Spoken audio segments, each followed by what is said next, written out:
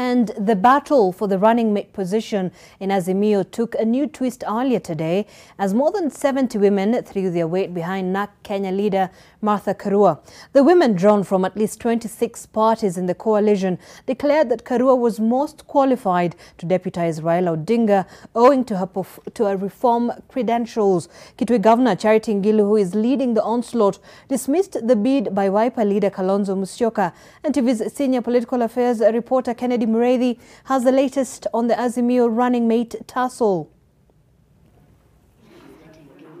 The onslaught by Kitui Governor Charity Ngilu plays into the on and off Ukambani supremacy battle that has been simmering for years, but now it is part of a wider tussle in the Azimio la Umoja One Kenya party to find a running mate for Raila Odinga in the August 9th polls.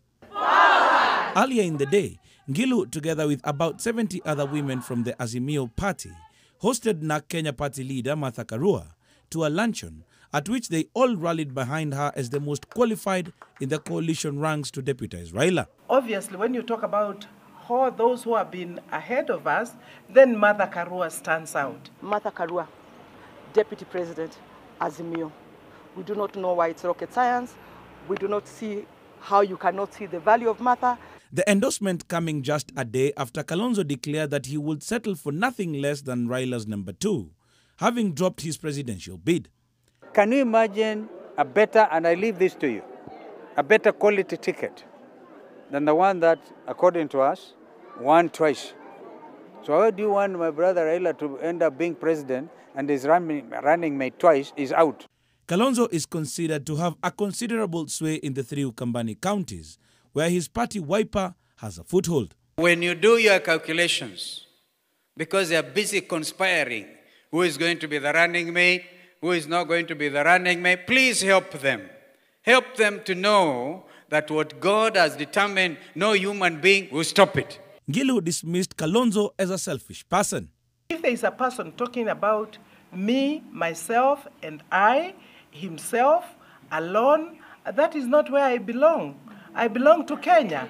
In the run-up to the conclusion of the Azimio One Kenya party deal, Kalonzo accused Ngilu of derailing the merger efforts.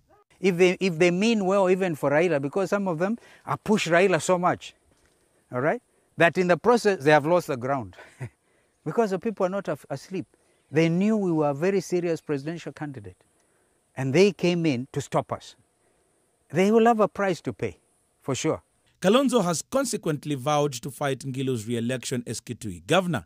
He has now called a meeting of Wiper aspirants from the region to find a suitable candidate to go against her. And she knows without my support, she has nowhere. She in fact may be considering not even running for governor because the ground is terrible against her. This is the reality on the ground. The women insist there is no turning back on the push for a female deputy president for Raila. We as women, we have our 50% share. Those days of 1 to 7, when you used to have 1 man to 7 women, those days are over. 52% of the women in this country are looking forward for a woman deputy president. We are saying it is time. According to the last census, 50.3% of this nation belongs to women, or are women. Now, if 50.3% of this nation are women, then the women agenda is a national agenda. Presidential aspirants have until the 28th of April to name their running mates, and activities towards that are gathering pace. Within the Azimio outfit, factions are already building.